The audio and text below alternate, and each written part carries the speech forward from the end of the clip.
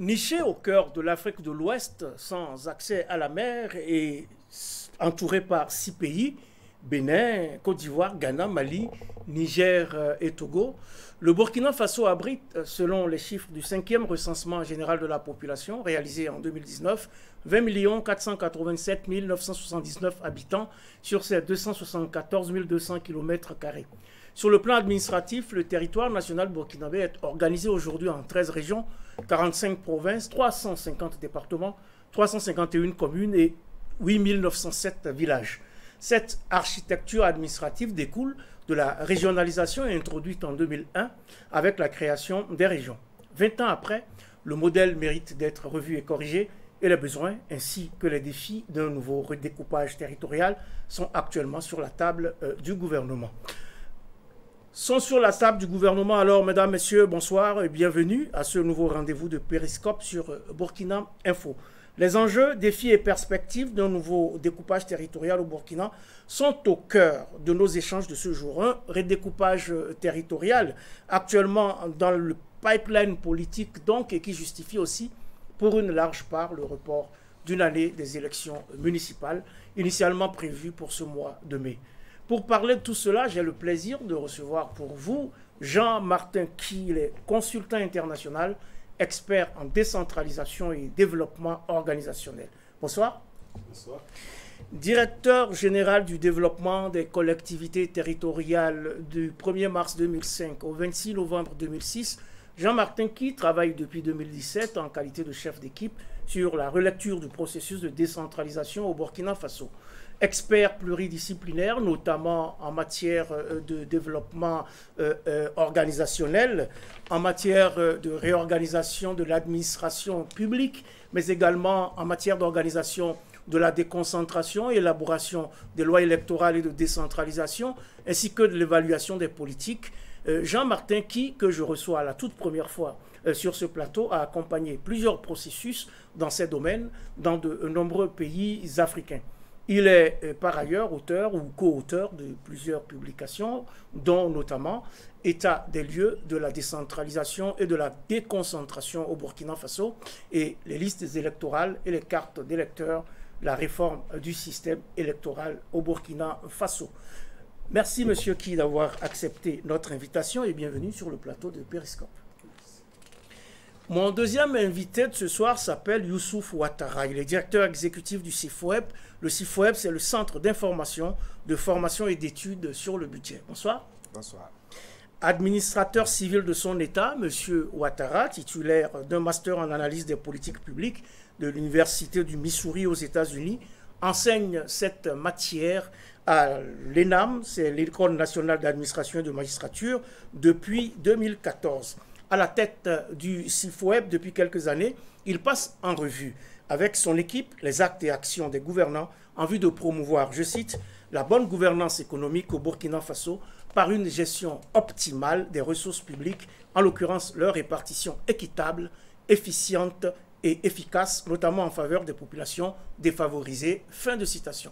Le CIFOEB, qui œuvre ainsi à une meilleure participation des citoyens dans la gestion des affaires publiques, a fait la preuve de sa crédibilité et de son efficacité à travers des études et notes pertinentes, comme celles relatives au coût salarial estimatif des gouvernements burkinabés de 2016 à 2021.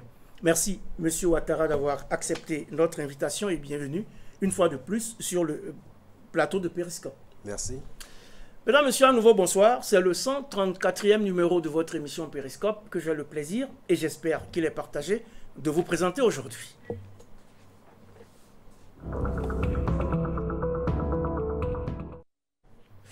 Le ministre de l'Administration territoriale et de la décentralisation, Clément Sawadogo, était devant la représentation nationale le 29 avril dernier pour défendre le projet de loi portant prorogation du mandat des conseillers et des conseils municipaux et régionaux. Un projet adopté à l'unanimité par les 126 députés votants. Conséquence, les élections municipales attendront mai 2022 pour se tenir et les prochains maires seront élus au suffrage universel direct. Divers fonctionnements constatés lors des dernières élections couplées de novembre 2020 du 22 novembre 2020, les élections présidentielles et législatives, ainsi que le redécoupage annoncé du territoire national justifie ce report qui offre un bonus d'une année aux conseils municipaux et régionaux actuellement en place. Monsieur Jean-Martin Qui, tout d'abord, comment jugez-vous cette décision de report des élections locales qui sont quand même des élections très attendues?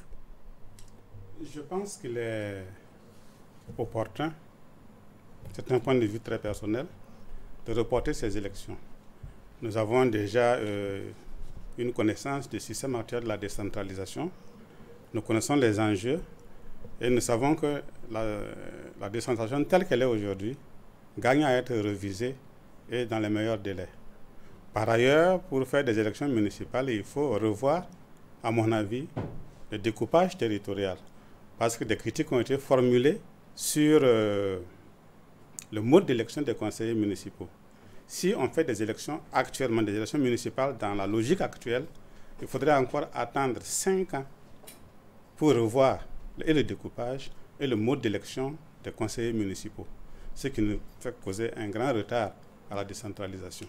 Donc ce report est justifié, mais il y a beaucoup de pain sur la planche. Il y a beaucoup de travail à faire avant d'y arriver. Youssouf Ouattara, comment jugez-vous cette décision de report des élections municipales? Bon, je crois que dans le principe, effectivement, comme vous l'avez dit, les élections étaient prévues en 2021. Mais de l'élection 2016 à aujourd'hui, il y a eu beaucoup d'événements au Burkina Faso parce que l'instrument essentiel qui a permis aux collectivités de fonctionner depuis 2006, c'est le Code général des collectivités territoriales. Et aussi, de 2015 à aujourd'hui, on a eu une situation sécuritaire qui a vraiment éprouvé la capacité de l'État à maîtriser son territoire et à être présent donc, sur le territoire.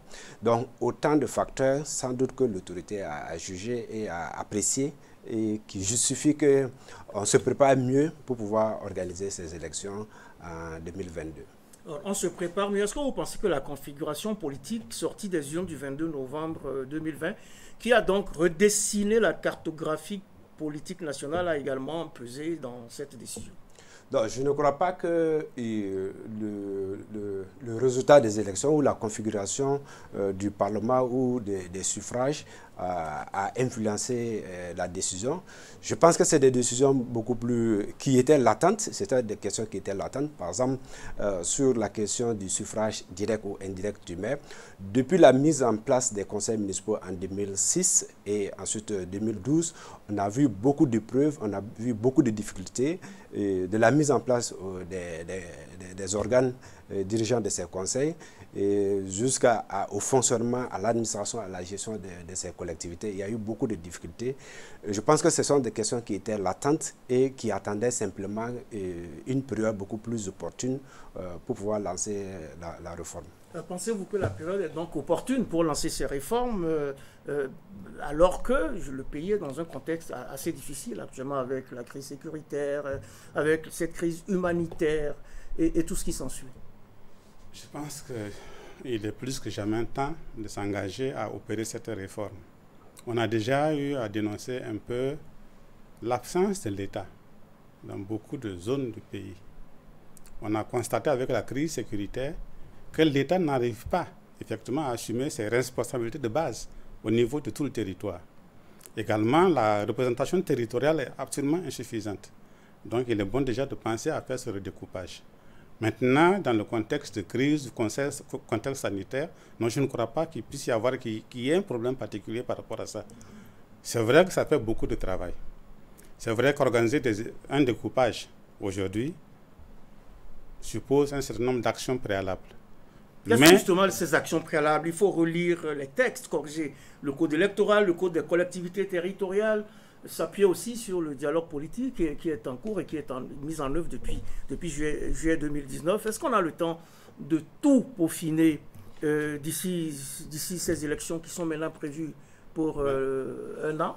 Vous l'avez déjà dit, le dialogue politique est déjà en cours. Le dialogue social est en cours. La relecture des textes est en cours parce que je sais que le ministère a déjà un avant-projet de loi sur le découpage et sur l'organisation du territoire de façon générale. Donc, les prérequis sont déjà posés et je pense que Il reste simplement à organiser maintenant les élections. Le processus électoral est beaucoup plus complexe à mettre en œuvre. Il faut qu'on finisse très tôt le découpage avec l'adoption des différents textes et enfin engager le processus électoral. Ça prendra peut-être 3 à 6 mois, mais je pense que c'est faisable. Dans le délai actuel, on peut le faire avant 2022, avant l'échéance de 2022. Mais il faut commencer maintenant. Alors, il faut commencer maintenant, il faut lancer les réformes. Est-ce qu'en un an, on pourra à la fois boucler ce projet de redécoupage territorial, qu'il y a des nouvelles régions à créer, il y a des compartiments à revoir sans doute, et puis en même temps être prêt pour organiser le scrutin? Non, moi je pense qu'il faut éviter de s'enfermer dans un carcan. La question du redécoupage et de l'organisation des élections municipales, il faut les dissocier. Si on arrive à conduire, parce que c'est deux réformes majeures, oui. Bien sûr qui se complètent, mais qui ne sont pas forcément indissociables. Elles peuvent être conduites de manière dissociée. Parce que si on lie les deux, ça peut rendre la question beaucoup plus complexe. Le report des élections, ce qui est important aujourd'hui en termes de réforme, ce sont les instruments d'organisation des élections. Ça veut dire, c'est le code électoral. Vous avez vu, il y a eu certaines réformes dans le code électoral qui ont permis d'organiser les élections législatives et présidentielles, mais ces réformes n'ont pas pris en compte la dimension élection locale.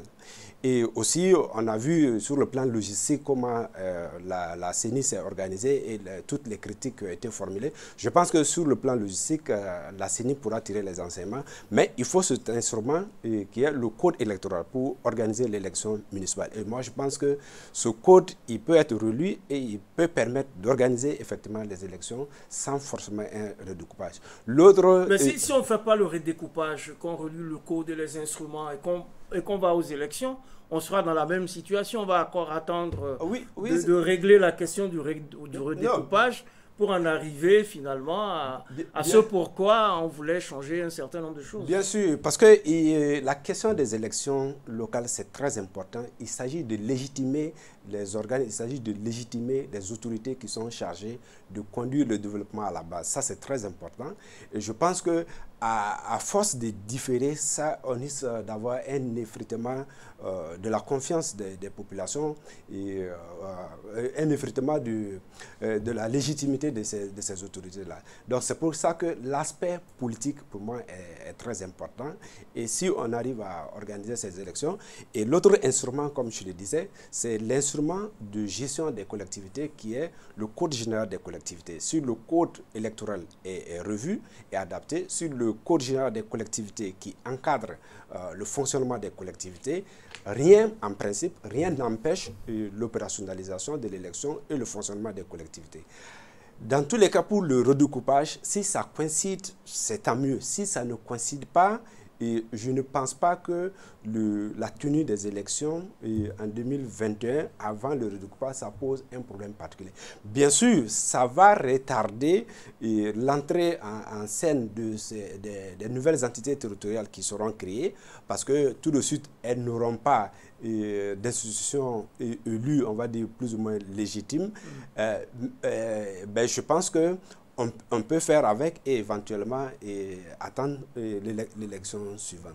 Mais l'idéal serait que, effectivement, on ait les deux, mais je pense que ce n'est pas... On peut faire l'un après l'autre. Que pensez-vous de cette stratégie de la double détente, Jean-Martin Ki?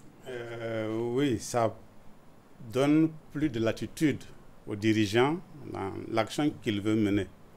Mais ça ne fait que retarder.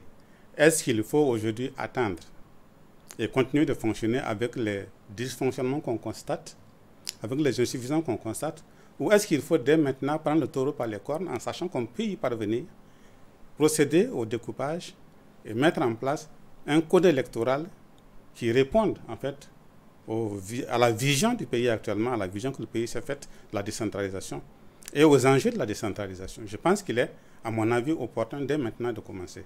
Si on vous suit, Jean-Martin Ki, il faut donc plutôt commencer par le redécoupage territorial pour que justement l'organisation des élections tienne compte des nouvelles entités qui sont... À mon avis, oui, il faut faire le redécoupage territorial et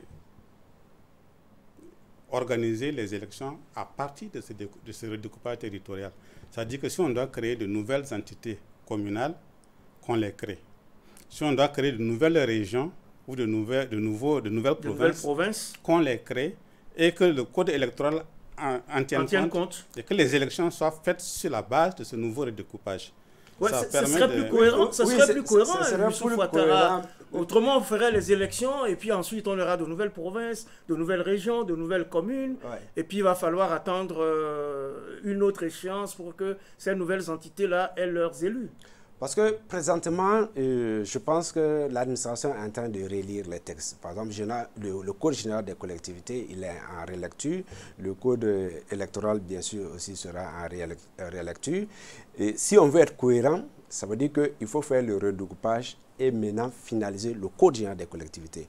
Parce que c'est le code qui va encadrer l'ensemble de la vie des collectivités territoriales. Et si on élabore le code avant le redécoupage, comme on est en train de le faire, et on peut se retrouver à un moment que la nouvelle configuration, l'architecture qui va être issue du redécoupage, qu'il y ait des incohérences avec le Code général des collectivités territoriales ou le Code électoral. Donc ça veut dire qu'il faudra qu'on fasse le redécoupage. L'autre aspect, c'est que la forme de redécoupage, l'approche que le gouvernement semble engager est un peu différente des autres redécoupages qui ont été faits par le passé, parce que c'était d'autorité que le gouvernement décide de procéder à un redécoupage en fonction de ses ambitions et en fonction des objectifs bien précis. Mais tel que ça se dessine, s'il doit y avoir un processus de concertation à la base, c'est vrai qu'à la fin, l'autorité va décider. Ce processus peut prendre du temps. Et il faut savoir aussi que le Burkina de 2021 n'est pas le Burkina de 1997. Le dernier redécoupage, c'est là. Là, on décidait d'autorité et même quand les populations ne sont pas contentes. Donc ici, on semble engager un processus de concertation. Et qui dit concertation, ça veut dire que ça peut laisser un peu de clivage, un peu de... Donc ça prendra encore plus de temps. Effectivement, ça peut créer plus de problèmes pour à gérer. Les angles, pour contenter ci ou ça. Exactement. Donc s'il y a des frustrations, peut-être que ça va faire l'objet de débats, l'objet de concertation encore, ce qui va prendre plus de temps. Si c'était d'autorité qu'on décidait de Ouaga, comment on redécoupe, même en une semaine, en 2 semaines, on redécoupe et on va aux élections. On y va franco, et puis on sait que cela s'est fait. En tout état de cause, on verra bien quelle approche, ou en tout cas par où commencera le gouvernement au niveau des réformes annoncées pour l'élection, notamment ces élections municipales, l'élection des différents maires, par exemple, donc se fera au suffrage universel direct. Cela veut dire que le nom du maire de chaque commune sortira désormais des urnes et qu'il ne sera plus élu par le conseil municipal. Qu'est-ce qu'une telle disposition impose donc au gouvernant? Avant de répondre à cette question, oui, je voudrais juste apporter une précision à ce que mon collègue a dit. Rapidement, oui. Le redécoupage n'est jamais fait d'autorité. On a l'impression que c'est fait d'autorité. J'ai eu l'avantage de travailler sur les redécoupages antérieurs. Et je sais comment ça se passe. Il y a toujours des concertations. Des arbitrages. Il y a toujours des concertations et des arbitrages.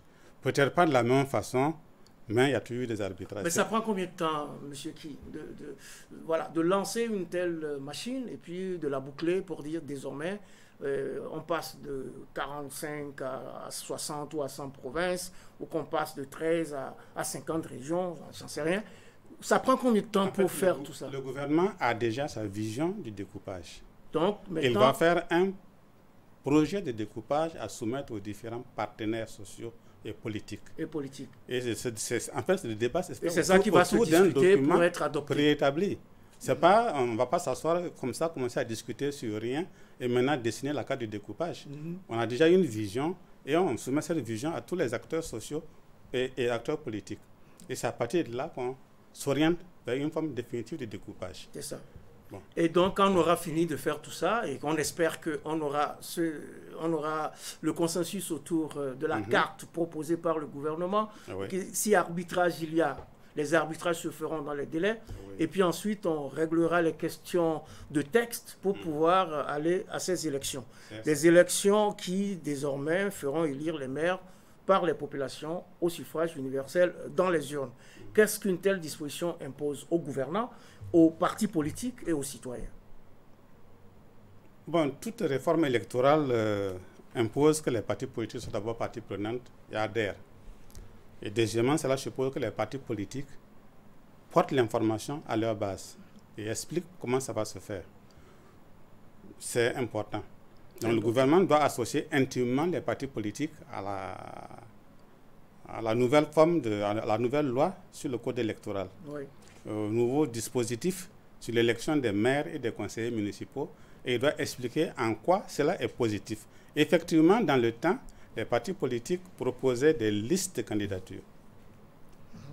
C'est des listes de candidatures pour la mairie. Pour la mairie. Donc, les élections étaient faites sur la base de listes. Ensuite, le maire est élu de façon indirecte. Les conseillers se réunissent, ils élisent un maire et ses adjoints. Et ensuite, ils élisent des représentants au conseil régional. En réalité, on a l'impression que la population a participé. Mais dans les faits, c'est les partis politiques qui ont élu des conseillers au niveau local. Et qui ont choisi le maire le jeu au est regard toujours au niveau des partis politiques. Voilà, au regard et on le constate aujourd'hui, les partis politiques peuvent faire et défaire. Un maire. Alors, les citoyens ont donc plus de pouvoir avec cette décision de faire élire le maire dans les urnes. Bien sûr, toute réforme, c'est à la lumière de la réalité, à la lumière de l'application du texte qui est en vigueur. On a constaté qu'il y a eu beaucoup de difficultés. Par exemple, il y a des cas d'indiscipline en fait de certains conseillers municipaux. Le parti peut donner des directives en termes d'organisation qui va être maire, comment les postes seront distribués, mais vous avez des acteurs politiques qui décident de ne pas suivre cette discipline. Donc, il y a les consignes du parti. Exactement. Il y a aussi la question de la légitimité, parce que le parti peut proposer, mais à un moment, la population même estime que la personne qui a été proposée ou la personne qui a été élue n'est pas aussi légitime, n'est pas celle qu'il faut pour pouvoir conduire les affaires de la localité. Donc, en ce moment, il y a forcément un gap entre la volonté des partis politiques et la volonté de la population. Donc, je pense qu'en ce moment, la réforme va faire sortir le maire de la volonté directe des citoyens, de sorte que ce soit la personne, parce que dès le scrutin, tout le monde saura qui veut être maire, qui va occuper le poste de président du conseil régional. Il y a cet aspect, mais il y a d'autres aspects aussi dans la réforme qui sont posés. C'est la question de l'autorité et des prérogatives des maires d'arrondissement. Cette question aussi est posée, surtout en matière budgétaire. Et quels sont les pouvoirs budgétaires dont doivent disposer les maires d'arrondissement par rapport aux maires centrales? Alors justement, tout ce qu'on dit, c'est bien, ça fait une évolution, certes. Mais est-ce que justement, au regard de ce qu'on a observé jusque-là, le maire qui finalement est otage de son parti politique d'une certaine façon, puisqu'il se retourne contre telle personne ou contre telle autre, est-ce que finalement, en tirant sa légitimité de la population, il ne va pas se sentir super maire vis-à-vis de son parti, se retourner contre son parti? Est-ce qu'il n'aura pas plutôt tendance à défier parfois son parti pour mettre en avant le fait qu'il a été élu par la population et non plus désigné par son parti? Autrement, est-ce que le remède soignera vraiment le mal qu'on veut corriger, qu'on veut soigner? Un des principes de base de la décentralisation, c'est la redevabilité. Ça veut dire que l'élu local est redevable devant la population qui l'a élu. Mais le problème ici, aujourd'hui, est que la population ne sait même pas quel est le programme de l'élu local. On vient, on l'élit, on l'installe et on a installé un chef local. C'est lui qui va faire l'effort de rendre compte de sa gestion budgétaire, de rendre compte de la gestion du patrimoine, ainsi de suite. C'est lui qui décide de le faire. Mais dans le principe de redevabilité, l'élu local doit systématiquement rendre compte. Aujourd'hui, si la population sait que c'est elle qui a désigné ce conseiller ou ce maire, elle est plus à même de réclamer en fait des comptes. Et la redevabilité sera beaucoup plus forte. Et je crois que ça constitue en fait une barrière à ce que vous craignez, que le maire se sente super puissant. Non, je ne crois pas qu'il puisse se sentir super puissant. Au contraire, ça l'invite à plus d'humilité, il n'y a plus de proximité avec sa population. Donc, non seulement le maire, mais les conseillers également. Les différents conseillers. Ils auront également ce réflexe d'être plus proches des populations et de rendre plus compte aux populations. Et en même temps, d'avoir un plan de développement ou un programme de développement à soumettre à la population et à l'exécuter et non à attendre à la fin du mandat pour dire voilà ce qu'on a fait avec ce que vous nous avez donné. Est-ce que cela veut dire donc que les candidats à la mairie doivent se déclarer donc dès le départ et présenter un programme à leur population de base pour dire si je suis élu maire, voilà les choses que je ferai? Ben, ça me semble élémentaire. C'est maintenant des individus qui se présentent. Ce n'est plus le parti qui vous présente. Si vous vous présentez en tant que candidat à la municipalité, il faut bien que vous présentiez quelque chose aux populations pour qu'on vous élise, pour qu'on vote pour vous. Ce sont des individus qui se présentent et non plus le parti qui présente donc un candidat. Et donc, c'est l'individu. Ça passe par le parti. Mais on vote l'individu. Voilà. Donc, il faut que ce monsieur ait un programme. C'est ça. S'il n'a pas de programme, ça va devenir comme avant. Et ça, c'est très mauvais. Et si c'est le parti qui lui rédige son programme, voilà, on veut que tu sois le maire et que tu sois donc le maire donc, issu de notre parti. Et voilà le programme que nous avons et c'est ça qu'il faut défendre pendant la campagne. Non, maintenant, on aura beaucoup plus un contrat entre l'élu et puis sa population. Parce que moi, j'étais sur le terrain comme secrétaire général des mairies, donc j'ai vu, vous avez des maires qui disent à leur population, je n'ai jamais demandé à être maire. On m'a appelé pour être maire. Donc, en ce moment, il ne se sent pas redevable envers la population et il ne se sent pas obligé de s'engager suffisamment pour répondre aux attentes de la population.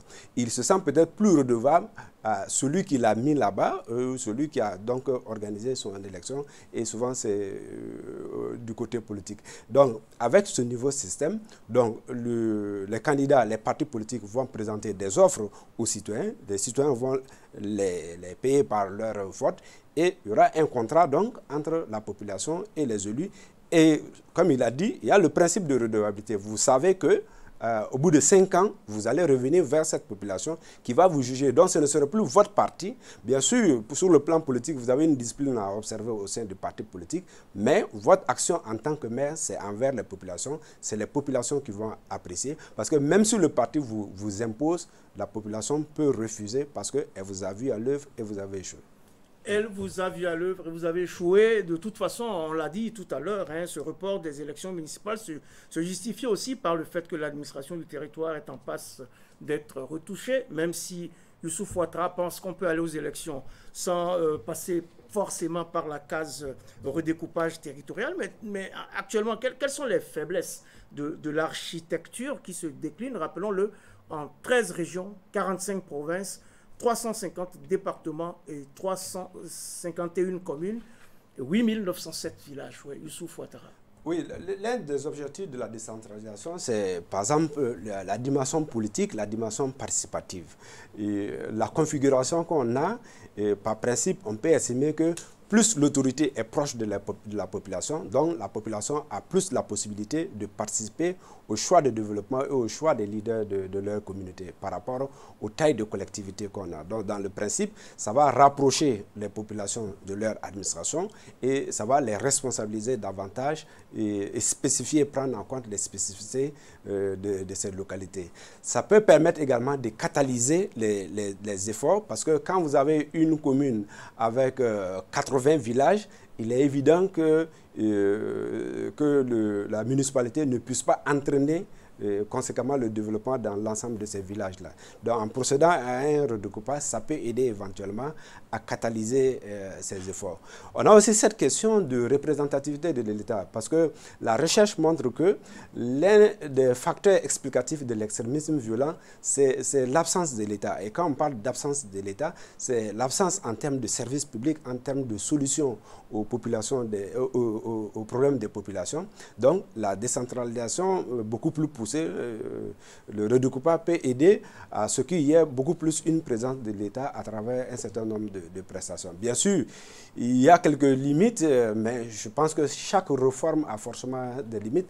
Si je prends le plan budgétaire, le plan fiscal par exemple, il y a forcément un émiettement de la matière fiscale. parce que la même matière qui permettait de constituer le budget d'une municipalité va donc être émiettée. Donc on va assister plus ou moins à un émiettement des budgets. Donc ce qui veut dire qu'il y a des investissements d'une certaine envergure que certaines communes ne seront pas en mesure d'entreprendre.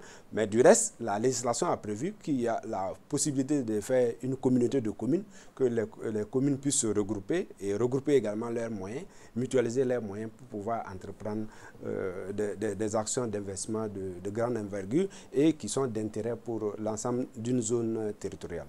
Beaucoup de choses à corriger. Il faut noter que l'administration du territoire du Burkina Faso a évolué en 4 grandes phases. Celle de la centralisation tout d'abord de 1960 à 1974, puis celle de la départementalisation de 1974 à 1983. Cette phase de la départementalisation consacre l'organisation du territoire en départements, sous-préfectures et villages. Ensuite, on a connu la provincialisation avec d'abord 30 provinces à partir de 1983, puis 45 provinces à partir de 1995-1996. Et enfin est venue la régionalisation depuis 2001 avec la création de 13 régions. Cela fait donc maintenant 20 ans que le Burkina est ainsi découpé avec cette architecture. Il semble bien que cette architecture a fini de faire ses preuves et qu'il faut la faire donc évoluer. Le besoin d'un nouveau découpage ne date pas d'aujourd'hui, Jean-Martin Ki. Non, le découpage en fait permet à l'État de réorganiser ses politiques. Et toutes les politiques nationales de développement sont basées sur l'organisation de l'administration du territoire. C'est logique. Donc, plus le pays évolue, plus il revoit sa forme de découpage. Si elle est parfaite, tant mieux. Si elle n'est pas parfaite, il l'adapte. Oui, mais il y a des tentatives depuis plusieurs années pour... justement, nous avons chaque fois ajusté. Lorsque vous regardez les différentes phases de découpage, oui. 83-84, c'était pendant la Révolution. Pendant la Révolution, oui. Et puis après ça, il y a eu le besoin, à partir de 96, de redécouper pour tenir compte de l'évolution du pays à partir des événements de 99, à partir de certains événements sociaux, à partir de 95. 95, oui, tout à fait. 1995 avec donc la provincialisation. Oui. Et puis la régionalisation est venue à partir de 2001. Exactement. Parce qu'avec 45 provinces, on ne pouvait pas organiser une politique de développement cohérente. On a dit qu'il faut faire des ensembles pour organiser le développement. Et ces ensembles-là peuvent être les régions. Donc on a voulu créer des pôles de développement. À partir des régions, on a identifié 13 régions, 13 pôles de développement. C'est vrai que ça n'a pas toujours répondu aux souhaits du gouvernement, mais au moins, et tout le monde est d'accord sur ce fait, le découpage du territoire, l'organisation du territoire en région a permis d'induire le développement au niveau local. Mais on n'a pas eu ces 13 pôles de développement. Les pôles, les pôles ont été indiqués, mais ça ne peut pas se créer comme ça du coup. Tout vient progressivement. Ça fait 20 ans. Oui, mais lorsque vous prenez aujourd'hui des provinces comme la Komandjari, lorsque vous prenez des provinces, des zones comme le Gawa, je ne sais pas si vous avez servi au niveau territorial dans le temps. Non, pas vous regardez ces zones, aujourd'hui, vous les comparez, il y a 15 ans, vous constatez qu'il y a eu réellement un développement. C'est vrai qu'on n'a pas ce qu'on a souhaité, mais au moins on a l'essentiel et je pense que c'est déjà un bon début. Là où on a créé la région, on a induit une base de développement et ça va progressivement. Et l'exemple du 11 décembre est un exemple patent. Lorsque vous organisez le 11 décembre, les fêtes tournantes du 11 décembre sont un exemple de processus de développement au niveau régional. Mais encore qu'il faut repenser ces fêtes tournantes, Jean-Martin. Rien n'est parfait. Il faut les repenser, les infrastructures se fissurent juste après quelques temps. Rien n'est parfait. On lance le processus et on corrige. C'est vrai que les infrastructures n'ont rien à voir avec la politique de développement. C'est les artisans, c'est les acteurs qui doivent faire ces infrastructures qui sont en fait incompétents ou qui ont plutôt misé sur une mauvaise procédure, qui ont rendu un mauvais travail. Oui. Ouais. Oui, alors, Youssouf Ouattara, les choses ont évolué. Actuellement, on est à un niveau où il faut revoir donc, le découpage du territoire. Il y a une volonté politique donc, qui s'est dégagée dernièrement pour réorganiser donc, le territoire national. Quels sont ou quels devraient être, selon vous, les piliers de ce redécoupage-là? Je pense d'emblée que le redécoupage n'est pas la panacée. Parce que comme le doyen l'a dit, on a eu 13 régions qui nous ont permis de formuler des politiques en prenant en compte les spécificités des régions. Mais il y a un des facteurs dont il faut tenir compte dans la budgétisation, dans la formulation de nos politiques publiques, c'est la question des inégalités territoriales. Et donc, dans le choix des zones d'accueil des investissements et des actions, il faut vraiment tenir compte de cette dimension des inégalités territoriales. Parce que l'un des problèmes que je pense le redécoupage cherche à résoudre aussi, c'est la question de l'insécurité auquel on fait face. Par exemple, vous prenez la région de l'Est, et c'est l'une des questions, l'un des points qui a été évoqué. Donc, les inégalités territoriales peuvent être source de frustration et ça peut engendrer donc les difficultés qu'on a. Donc, même si on fait le redécoupage, je pense qu'il faut avoir des meilleures formules de répartition des politiques, des actions du gouvernement sur l'ensemble du territoire. L'autre aspect, je pense que la question de la concertation, pour moi, elle est très importante. Parce que nous, dans notre processus de décentralisation, d'organisation du territoire, nous avons suivi beaucoup plus le modèle français. Les Français sont allés de la concentration après de vouloir faire la déconcentration et la décentralisation. Alors que si vous prenez les États-Unis, ils sont allés de la décentralisation systématiquement. Ça veut dire que vous avez des comtés qui se sont réunis, des campements qui se sont réunis en comté, ensuite en ville, ensuite en État et ensuite en État fédéral. Donc, ils sont partis de la base. Donc, et ça, tout ça fait sur la base de concertation. C'est les populations qui ont décidé de vivre ensemble, de créer un espace. Donc, je pense que la prise en compte des préoccupations des populations sont très importantes. Toutefois, l'autorité, en fonction de ses besoins, en fonction des politiques, vous prenez par exemple la question sécuritaire, et ça va être des questions qui reviennent exclusivement au gouvernement. Mais plus ou moins, il faut que les populations soient concertées. Les populations doivent être concertées. Alors, Jean-Martin, est-ce que vous avez quelque chose à ajouter par rapport aux grands enjeux de cette réforme? Comment on fait pour bien mener ce redécoupage territorial? Je parle du principe qu'il faut effectivement associer les populations. Il faut les informer, il faut les concerter. Mais en même temps, il faut associer les acteurs politiques. Deuxième impératif, il faut que ces acteurs politiques également comprennent l'enjeu du redécoupage.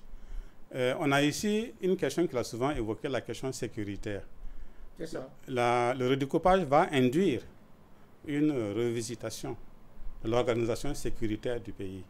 Parce que si vous créez des provinces, vous serez obligé de créer des structures de sécurité dans ces provinces. Si vous créez des communes, vous serez obligé de créer des structures de sécurité dans ces communes.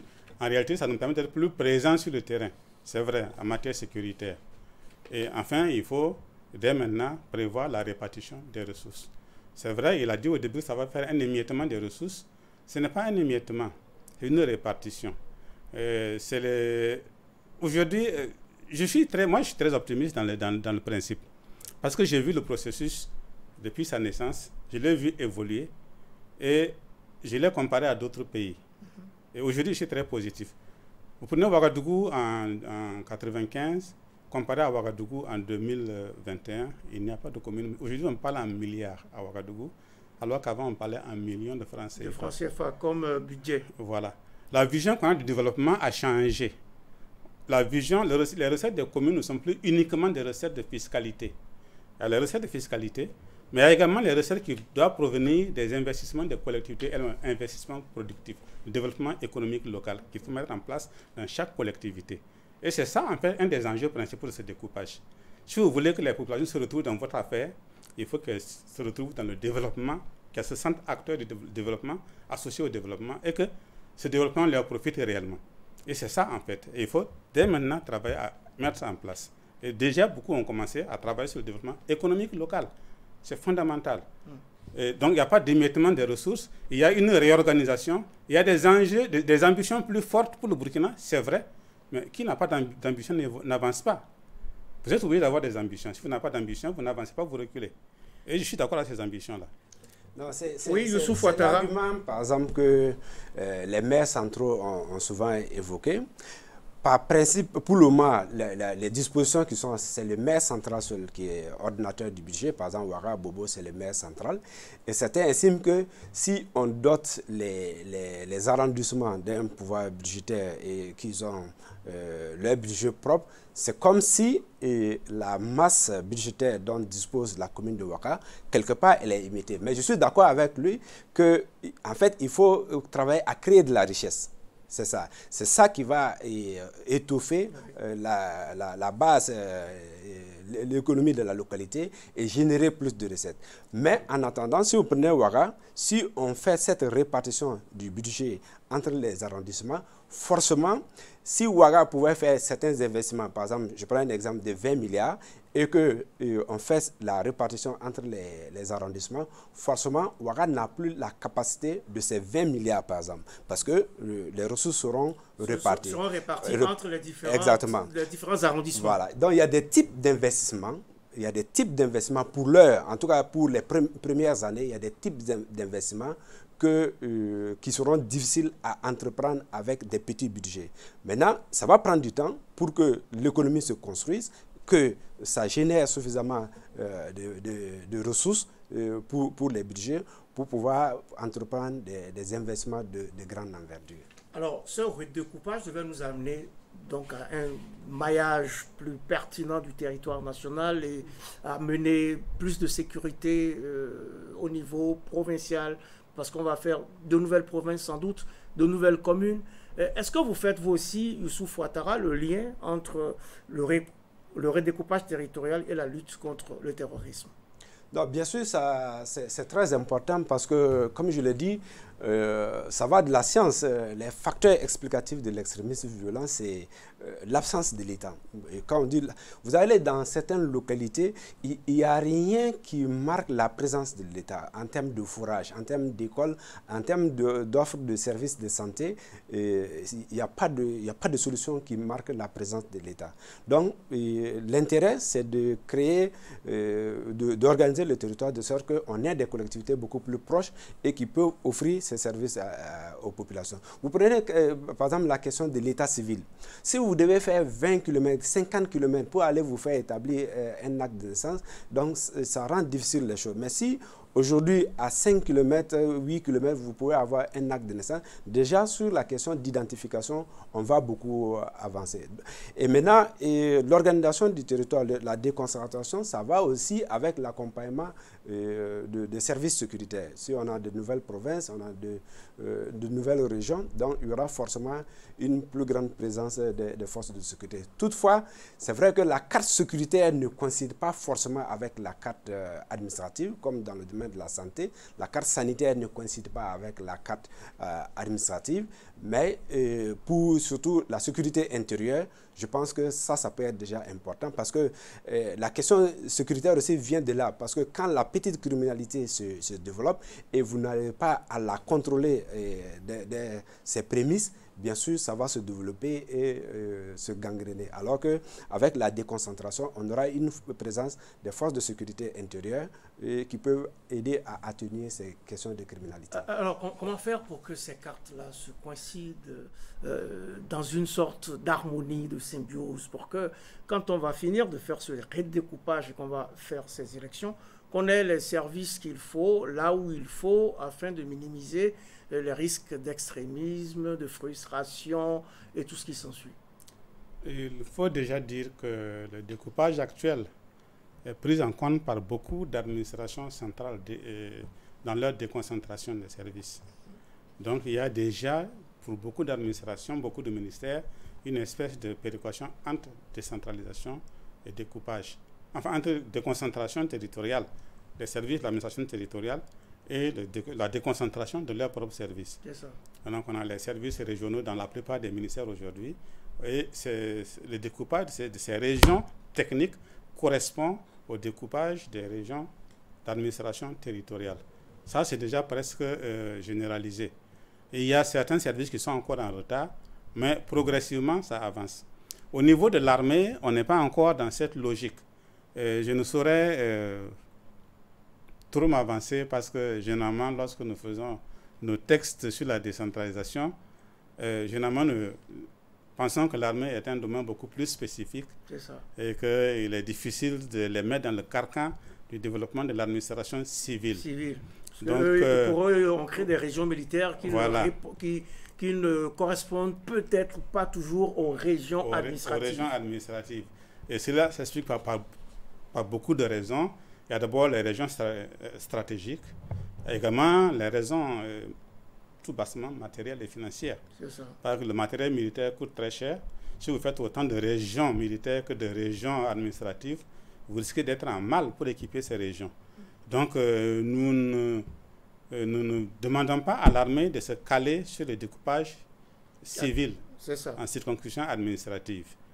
Maintenant, comme je l'ai dit au début, le découpage permettra de lutter contre le terrorisme, il a dit. Parce qu'en fait, le problème, c'est quoi? C'est la pauvreté à la base. Lorsque vous regardez aujourd'hui, ceux qui sont enrôlés, ce sont les jeunes. C'est des gens qui n'ont pas à manger. C'est des gens qui n'ont pas de revenus. Il est facile de les corrompre avec 100 000, 200 000. Ils l'ont dit eux-mêmes. J'ai lu quelque part que dans les confessions des convertis, on les flatte avec un peu d'argent, ils adhèrent, puis après on oublie de leur payer cette somme. Donc, il y a une question financière qui est là. Une question existentielle. Il faut que l'État règle cette question. Si vous arrivez à mettre en place un système de développement local, faire en sorte que la jeunesse se retrouve dans ce développement local, vous avez forcément un point de plus sur le terrorisme. Un point de plus, il faut développer parallèlement des projets socio-économiques pour toutes ces personnes afin qu'ils puissent s'en sortir. Ça va prendre du temps. Très rapidement, parce que le temps, on n'en a plus beaucoup. Cette réforme, on apprend qu'il y aura donc création de nouvelles communes, de nouvelles provinces, de nouvelles régions, mais à contrario, cette réforme devrait supprimer les départements. Est-ce que, pour vous, c'est pertinent? C'est quelque chose qui s'impose en raison de la nouvelle architecture qui va se décider du Ouattara? Oui, on n'aura plus besoin de département. Bien sûr, bon, en partant de l'existant, j'ai été moi-même préfet, et en partant de l'existant, un préfet aujourd'hui, il se demande à quoi lui il sert. Voilà, parce que la matière qui reste à gérer, il y a des moments où vous vous demandez exactement pourquoi vous êtes là. Surtout si vous êtes préfet dans un chef-lieu de région ou que vous êtes préfet dans un chef-lieu de province. Vous êtes simplement un suppléant du gouverneur ou vous êtes un suppléant du haut-commissaire. Donc, ça part de la réalité qui montre qu'on se demande vraiment à quoi sert le préfet. Mais en même temps, le préfet, ne serait-ce que par sa présence, et surtout dans un contexte sécuritaire, montre aussi la présence de l'État. On a vu des localités, parce que le préfet était en mission, il s'est déplacé 2 ou 3 jours, et quand les populations ont constaté son absence, tout de suite la localité s'est vidée parce qu'on a estimé que le préfet est parti, donc l'État est parti, les populations aussi ont quitté. Donc ça veut dire que la question de la présence de l'État, de l'autorité, plus ou moins, même si on va supprimer le département et le préfet, il faut y penser et il faut le réfléchir davantage. Je pense que parmi les scénarios qui sont proposés, si on a plus de hauts commissariats, peut-être qu'on aura plus de présence de l'autorité auprès des populations. Mais même dans cette configuration, il faudra réfléchir davantage pour que le haut commissariat ou le haut commissaire ne soit pas simplement, ne reste pas seulement au chef-lieu. Parce que c'est ça aussi la difficulté. Et qu'il puisse aller voilà. Dans tout le doyen, là, eux, ils ont commencé. Avant le haut commissaire, tout le temps, il était sur le terrain, il partait rendre visite aux populations, il expliquait les politiques publiques aux populations, il recueillait les préoccupations. Aujourd'hui, nous ne sommes pas dans cette configuration, peut-être pour des raisons de ressources. Donc, il faut développer une formule qui peut assurer toujours la présence de l'État d'une manière ou d'une autre sur l'ensemble du territoire et pas seulement au chef-lieu. Alors, Jean-Martin, qui très rapidement, la suppression des départements, ça vous semble pertinent? Ça va dans le sens de la vision de ce redécoupage territorial? Et on ne le sentira pas, cette suppression-là, très rapidement? On le sentira au début, mais tout dépend de la dévolution des compétences aux chefs de circonscription administrative que seront les hauts commissaires, nouvelles formules, et les gouverneurs. Si on les confine dans leurs compétences actuelles, on va sentir l'absence du préfet. Mais le haut-commissaire devient un administrateur de proximité. En même temps, on relève le niveau de représentation territoriale de l'autorité. Ça, c'est un point important. C'est un cadre supérieur qui est à même de comprendre mieux, de mieux asseoir les politiques de l'État, qui est plus sûr de lui et qui peut effectivement conseiller les collectivités, les maires, les collectivités de son ressort. Mais tout dépend bien sûr des compétences qu'on va donner au haut-commissaire ou au gouverneur. On sentira au début, mais aujourd'hui à Ouaga, qui sent l'absence du préfet? Oui, c'est ça. Il n'y a plus de préfet de Ouagadougou. Ouais, parce que... Je me rappelle au début, lorsqu'il fallait faire ce découpage, on s'est inquiété pour Ouagadougou. Mais personne n'a réalisé que le personnage préfet a disparu du paysage de Ouagadougou. C'est ça. Il n'y en a pas. Et donc, on peut les gommer. On n'a pas pu aborder la question de la gestion foncière, mais ça, c'est que partie remise. C'est un sujet assez vaste, on y reviendra. Mais très, très rapidement, avant de clore cette émission, j'aimerais quand même vous entendre sur ce qu'on appelle communément le nerf de la guerre. Tout cela va coûter cher, non? Comment l'État réussira-t-il à financer cette réforme, organiser les élections dans un an, assurer la mise à disposition des moyens humains, matériels, logistiques nécessaires pour mettre en œuvre de façon efficiente l'après-adoption de cette nouvelle architecture? Jean-Martin Ki. Ok. C'est vrai. Très rapidement. Toute réforme coûte très cher. Et lorsqu'on s'engage, on y va. L'État doit donc dégager les moyens qu'il faut pour faire face à cette réforme. C'est comme la décentralisation au départ, quand on a commencé, ça avait un coût. Un coût. Et l'État s'est efforcé d'assurer ce coût-là, progressivement. Il est évident aujourd'hui que si on met en place les régions et les provinces, les nouvelles provinces, l'État va faire un fonctionnement minimal au niveau des provinces actuellement existantes. Et c'est progressivement qu'on va relever le niveau de fonctionnement des nouvelles provinces et des anciennes provinces. Mais l'essentiel, là, c'est de démarrer avec les provinces qui existent actuellement. Du reste, avec la suppression des départements, on fait une économie d'échelle. On fait une économie d'échelle. Rapidement, Youssouf Ouattara, sur la question des coûts. Oui, sur la question des coûts, surtout au niveau des effectifs, moi je pense qu'aujourd'hui, si on crée plus de provinces, on n'aura pas un problème d'effectifs parce qu'on peut dire que le Matede, aujourd'hui, il est surpeuplé en termes de cadre, en tout cas de la manière dont on voit l'utilisation des acteurs.